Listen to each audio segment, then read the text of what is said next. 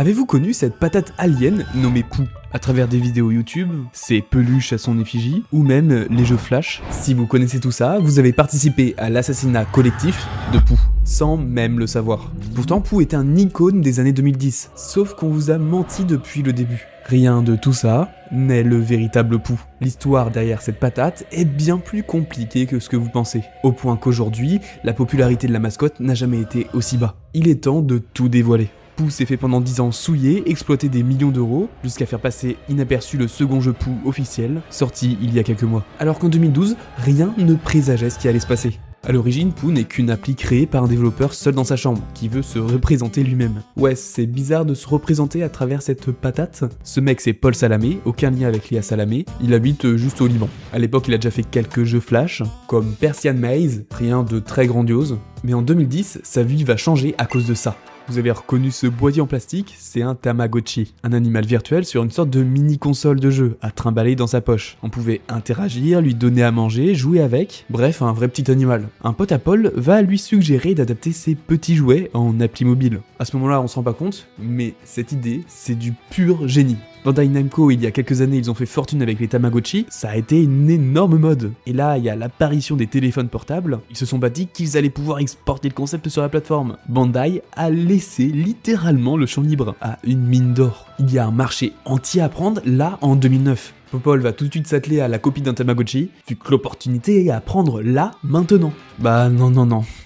Il va juste laisser l'idée dans un recoin de sa tête, vu qu'il a son contrat de travail à finir, à part en ruinant sa vie, il n'a pas le temps de développer ce jeu. Il pensait ça pendant 3 ans, jusqu'à cet événement qui va tout changer. Popol va assister à une conférence d'un studio libanais. Dedans il proclame que le marché des jeux pour enfants, c'est le plus rentable. Et ça a fait un énorme déclic dans la tête de Paul. C'est le moment de ressortir ce petit jeu resté dans le coin de sa tête. Il regarde même pas la fin de la présentation, au bout de 20 minutes, il se casse. Maintenant, il est parti pour développer le jeu de sa vie, Pooh.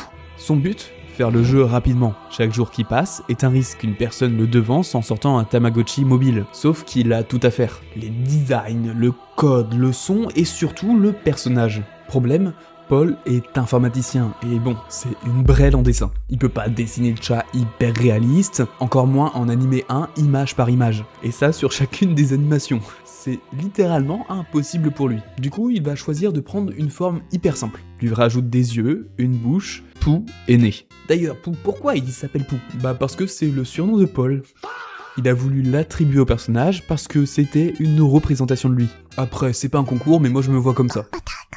Sauf qu'il y a toujours un problème, faut rendre vivant cette crotte, donc faire de l'animation. Pas grave, c'est réglé, c'est la magie du vectoriel, je vais pas m'attarder dessus. Ce personnage va devenir une mascotte qui sera bien exploitée, pas forcément par les bonnes personnes. C'est bien beau d'avoir un personnage, maintenant faut faire tout le reste. Quand on rentre sur le jeu, on se retrouve avec Pooh, en plein milieu, avec un fond unicolore derrière. Ça se voit pas, mais c'est la cuisine. On peut lui donner à manger pour augmenter la jauge de nourriture, en haut. Bon, maintenant il est tout sale, aussi sale que ceux qui sont pas abonnés à la chaîne, va falloir le laver. Heureusement, on a un autre fond unicolore qui fait office de salle de bain. Hop, on lui passe le savon, la douche, récupérons ce magnifique petit caca qui donne de l'argent en plus. Vous l'avez constaté, Pooh, il fait pas grand chose à part sourire et regarder. En gros, c'est moi sous mononucléose mais en moins mignon. Autant pour moi, je l'ai très mal jugé parce qu'il arrive à faire du skate. Et en plus de ça, il arrête plus de buts que le FC Nantes cette saison. Le concept est hyper simple et ça se voit un peu que c'est fait par un seul mec seul dans sa chambre. En 2012, le jeu est totalement fini, prêt à être publié. Et à ce moment-là, Popol va faire une action qui va changer le destin de Pooh. Parce qu'en réalité, je vous ai menti. Entre 2009 et 2012, évidemment qu'il y a eu des jeux Tamagotchi. Le filon était trop beau et bien trop visible. Par contre, si on regarde de plus près, la plupart de ces jeux sont hideux, sans âme ni ajout ultérieur. Par-dessus le marché, ils sont payants. Même si Paul a un jeu d'une simplicité digne de Scratch, s'il le met gratuit, peut-être que les enfants y joueront plus que toutes ces autres bouses. C'est ainsi que Pooh va sortir gratuitement sur Android. Et va falloir rester bien accroché parce que Popol ne s'attendait pas du tout à ça. Quand on s'occupe tous les jours d'un dindon, regarder ses mimiques, le voir évoluer, à moins d'être antipathique, n'importe qui s'attacherait à ce petit animal. Pooh ne fait pas exception. Certes, il est simple et gratuit, mais les enfants s'y accrochent. Ils s'y accrochent au point d'en parler à tous leurs amis à la récré, jusqu'à ce que chaque enfant arrive chez lui pour demander d'installer Pooh et se lance dans son aventure. Ainsi, Pooh commencera à se propager, et dès les premiers mois après sa sortie, il atteindra des centaines de milliers de téléchargements à travers le monde entier. Car comparé à tous ces autres jeux Tamagotchi bas de gamme, malgré des graphismes d'une simplicité extrême, Paul a réellement mis son âme dans le jeu via cet alien. Et ça se ressent. Faut se dire qu'on est sur l'un des plus gros succès de ce style à l'époque. Il était là avant My Talking Tom, qui deviendra son gros concurrent après, et d'un point de vue politique, il a prouvé que le Liban était capable de faire des jeux d'une portée internationale. Le mec va devenir une source d'inspiration dans son pays. Et peut-être que ces jeunes inspirés vont le copier et faire un meilleur jeu, et bah non, il aura pas besoin d'autres concurrents pour finir en chute libre. Il suffit que le nombre de joueurs le dépasse pour que son jeu meure à petit feu.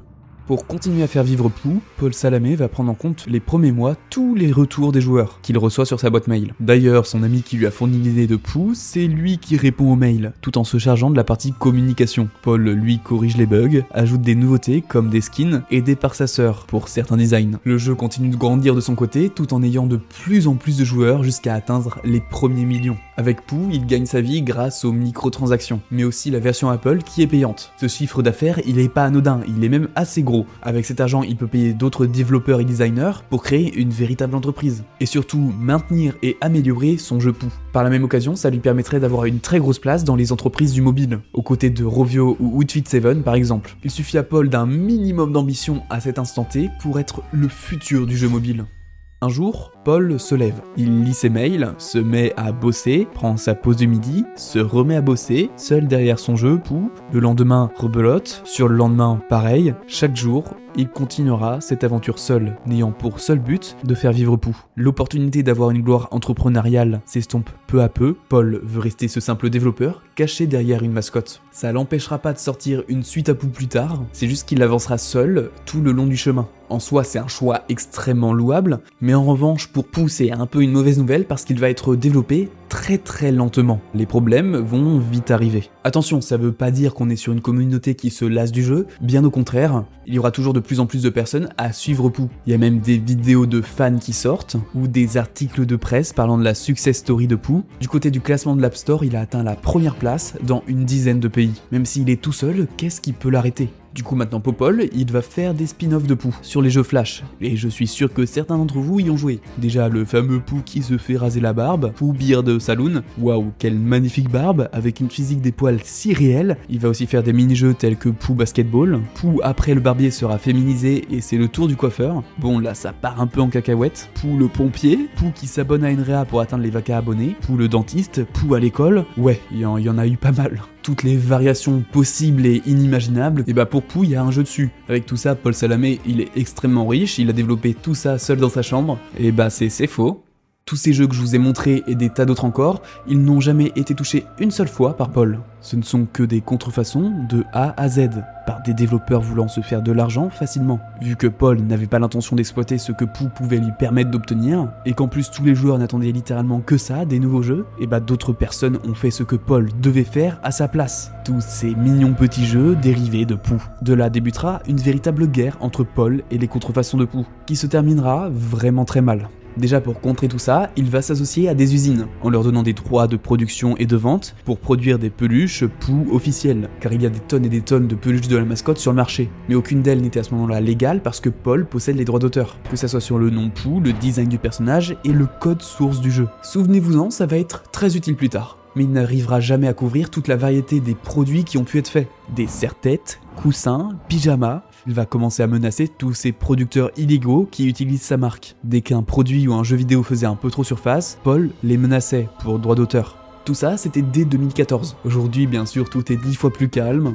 Bah non, c'est 10 fois pire. La guerre des droits d'auteur autour de Pooh est même devenue encore plus compliquée. Paul, il ne sort toujours pas de suite à Pooh. Les produits dérivés se réduisent au strict nécessaire, ça ne va pas rassasier tous les joueurs. L'arrêt des jeux Flash en 2019 a tout de même permis un tri important des contrefaçons, mais il en reste toujours énormément, passant à travers les mailles du filet des droits d'auteur. Ils ont trouvé des techniques pour que les joueurs jouent à un jeu sur Pooh sans mentionner Pooh une seule fois. ça devient complexe. En fait, les droits d'auteur de Paul se résument au design original de Pooh et l'appellation Pooh. Donc pour qu'un copieur ne soit pas attaqué en justice, il faut renommer Pooh en un nom proche pour que les joueurs fassent le lien. On aura Lou, Boo, Bloops, il commencera à avoir un trouble dissociatif de l'identité. Par contre, pour l'esquive de l'attaque sur le design de Pooh, ça va être un peu plus compliqué. Quoique non, même pas. Il suffit de changer légèrement sa couleur, par exemple en le rendant violet, ou même en changeant légèrement sa forme. Paul ne peut légalement rien faire contre ce type de création, laissant proliférer des copies avec des nouveautés qui intéressent les joueurs originels de Pooh. C'est ainsi que des millions de joueurs vont partir chez les contrefaçons, des fois en étant totalement conscients que ce n'est pas le jeu d'origine. Mais les nouveautés sont sympas. D'autres vont même pas savoir que Lou la patate violette n'est qu'une pâle copie d'un autre jeu. Il y en a peut-être certains d'entre vous qui regardent la vidéo qui n'ont pas connu Pooh sous le nom de Pooh. Paul de son côté, il perd espoir et abandonne les attaques en justice parce qu'il ne peut plus rien faire. À la place, il va commencer à développer un nouveau jeu Pooh qui est censé raviver la véritable hype originelle pour sauver sa création et se sauver lui-même. Va-t-il y arriver ? Bon, pendant qu'il travaille sur son jeu, en dehors de la maison de Paul, tout va s'empirer, car les contrefaçons de produits dérivés vont passer un cap qui va détruire littéralement l'identité de Pooh. Vous connaissez le dropshipping, ça a énormément percé après Covid, on voyait des personnes s'en vanter sur internet grâce à de l'argent généré assez facilement. Par exemple, ce t-shirt brodé abonnez-vous à Nrea, il va être produit dans une petite usine en Chine, Vietnam ou un autre pays qui ne respecte pas forcément ses employés. Ils les sous-payent, les maltraitent, le pire c'est qu'ils font des coutures qui tiennent pas. Bon, c'est tout un sujet éthique. Sortis d'usine, ils sont vendus extrêmement peu cher. Le t-shirt peut valoir 1 ou 2 euros et le dropshipping arrive là. Il consiste à vendre ce type de produit en ajoutant sa propre marge. Le t-shirt sera revendu 15-20 euros par cette personne qui n'aura finalement jamais eu le produit entre ses mains, car tout sera délégué au fournisseur. La création, l'envoi, et certains font des marges énormes. Mais du coup, quel est le rapport avec Pooh ? Il sera une énorme victime du dropshipping. Un des produits disponibles dans ces usines sera cette peluche à l'effigie de Pooh. Autant pour moi, c'est Bloops, pas Pooh. Des tonnes d'influenceurs de tous les pays vont commencer à faire la promotion de cette peluche non officielle. Elle va rapidement inonder les réseaux. En France, on a eu un bon exemple avec Noah Dorian. Voici Choups, la nouvelle peluche de la Team Nostalgie. C'est pour ça que vous avez été plus de 500 à la commander en 24 heures. Ouais, le mec se faisait du blé comme ça, mais bon, il a déjà pas mal de casseroles, et moi je suis pas un youtubeur drama. Le pire, c'est qu'il joue à fond sur la nostalgie, en mode « souvenez-vous de ce jeu de votre enfance ». Sauf qu'il l'appelle pas Pooh, il l'appelle Gloops. Le jeu original Pooh date de plus de 10 ans à ce moment-là, et certains ont oublié son origine et commencent à véritablement l'appeler Bloops. Il est en train de perdre son nom, et par la même occasion son véritable premier jeu. Les joueurs ont tué Pooh pas à pas, certains pour se faire de l'argent, d'autres pour jouer à de meilleurs jeux copiés, comme Boo Revenge, un jeu Roblox qui générera des millions de vues en utilisant la figure de Pooh dans de l'horreur. Toutes ces accumulations par la faute de certains joueurs va détruire l'image de Pooh. Et Paul ne va rien tenter parce qu'il peut définitivement ne rien faire, jusqu'en 2025, parce qu'il va revenir sauver Pooh. D'ailleurs, c'est aussi le moment ou jamais de sauver votre jeu mobile préféré. J'organise le tournoi ultime du meilleur jeu mobile, ça se passera dès maintenant en story sur mon compte Instagram. Actuellement, vous pouvez proposer tous les jeux qui seront les participants, et puis on va enchaîner les duels et les sondages jusqu'à ce qu'il en reste plus qu'un. Que vous soyez là pour défendre l'honneur de Pooh ou mettre en top 1 Brawl Stars, dans tous les cas, chaque vote comptera. Le lien du Insta est en description, le tournoi sera bien sûr transformé en vidéo YouTube, et si ça marche bien, on pourra faire plus tard sur d'autres plateformes comme la PS4, la Switch, la 3DS. Bon, maintenant retournons à ce jeu qui doit sauver Pooh.